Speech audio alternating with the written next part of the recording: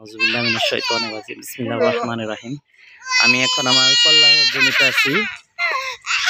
তো সাথে আমার মেয়ে আসছে, কান্না করতেছে কুলে ওঠার জন্য। যেটা আসেন কল্লা নিয়ে যান।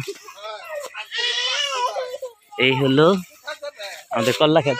খালি যা এই সাদিয়ে ওই ভিতরে ঢুকো তোমরা, ভিতরে জানলার ভিতর দিয়ে দেখো।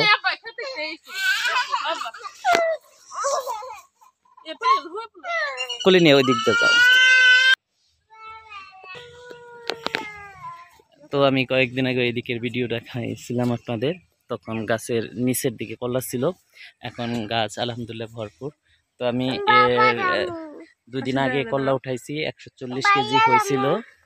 তো আমার মেয়ে আসছে, বাবার কোলে উঠবে, ভিডিও করতেছি। বাবা মেয়ে বলতেছে মার কোলে থাকবো না, বাবার কোলে থাকবো। দেখতেছেন আপনারা কত সুন্দর আল্লাহর রহমত। এই দেখেন কত বড় বড় কল্লা ঝুলতেছে। এটা পুরো 6.5 ফিট উঁচু। তো আমি আরো একটা নতুন জমিতে কল্লাই করছি। এই দেখেন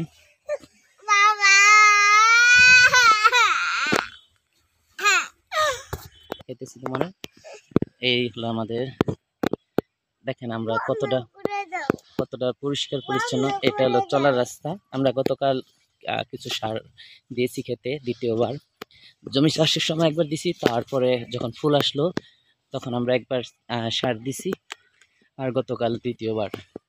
টোটাল গাছ রোপণের পরে 2বার, আর জমি তৈরি করার সময় একবার।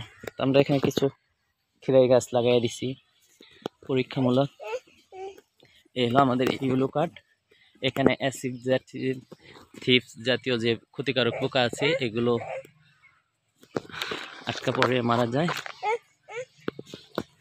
এই হলো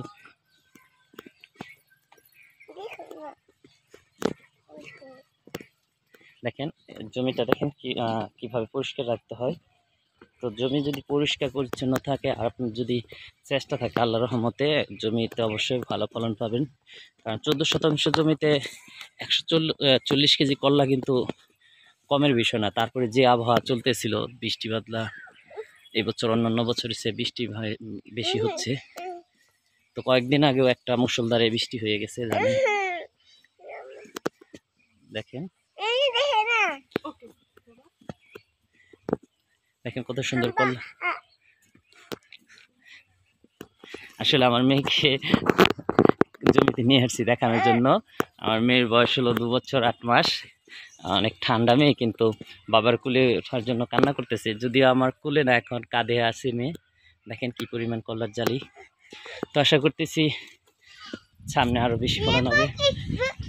এই হলো ভেড়া। এটা আমার পটলের জমি। তারে আঘাত কেন? এটা আমার পটলের জমি। এখানে আলহামদুলিল্লাহ খুব ভালো পটল হয়েছে। একটা কুকুর যাচ্ছে, ভেড়া। ওই সামনে আমার ক্ষেত আছে। আর এই দেখতেছেন নতুন একটা প্রজেক্ট চালু হচ্ছে। এখানে এখন আমি শসা রোপণ করেছি। এখানে শসা আছে, করলা আছে, আর পটল। তো আপনারা দেখতেছেন কেমন ফলন হয়েছে।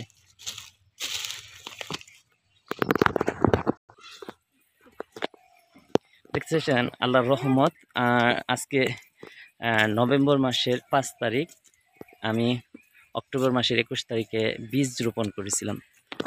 তো বলেন চারা মনে হয় না, চারা না, আমি বীজ। আমি প্রথমে 31 দিন বয়সেই এটার কল্লাটা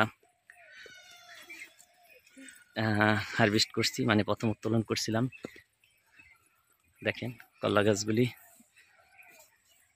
তো রোদ উঠলে কিছুটা ঘাস দেখা যায় দুর্বল হয়ে যায়। এখন 11টার একটু বেশি বাজে, 11টার মতো বাজে আর কি। দেখতেছেন কল্লা। দোয়া করবেন চাষবাস যেন আল্লাহ তাআলা বরকত দেয়। আর বাংলাদেশের কৃষি উন্নয়নের জন্য শিক্ষিত যুবকরা বেকার না থেকে তারাও কৃষিতে উদ্বুদ্ধ হবেন, বেকার না থেকে, ঘরে বসে না থেকে। যা আছে তাই নিয়েই আপনারা আপনাদের মতো সংগ্রাম চালিয়ে যাবেন।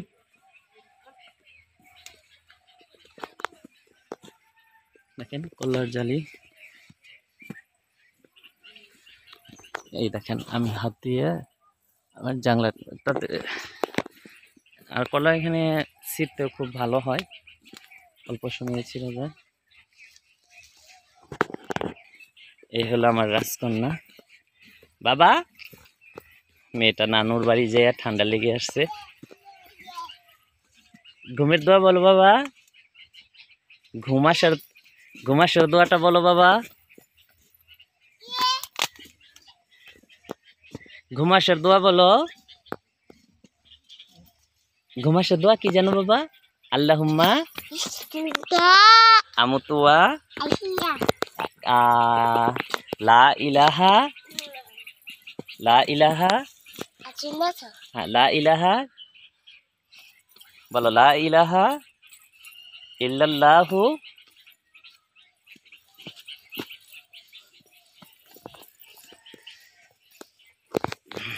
তো জমিটার এক পাশ থেকে এখন আরেক পাশটা দেখাবো আপনাদের।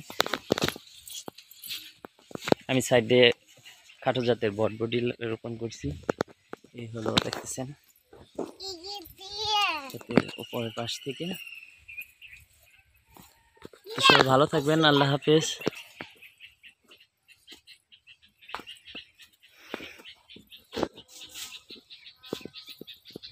দেখেন হলো কল্লা আমরা তুলি, 3টা বেড পর একটা বেডের একটু আয়তন বেশি করছি চলার জন্য। তো এখানে আমাদের পটলের চারা রোপণ করা হয়েছে।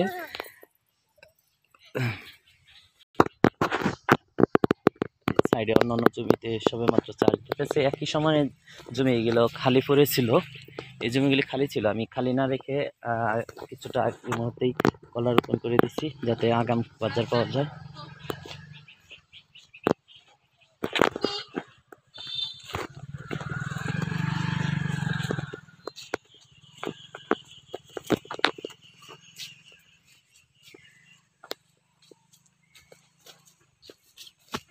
সবাই ভালো থাকবেন, দোয়া করবেন। এই হলো আমাদের নদী, ক্ষেতের পাশেই নদী, ব্রিজ।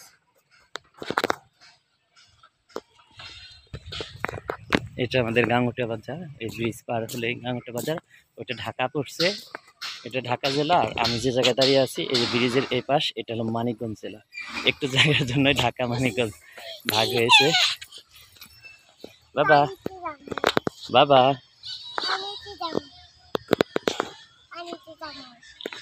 মেয়ে ঠান্ডা লেগছে, ভয়েস চেঞ্জ হয়ে গেছে।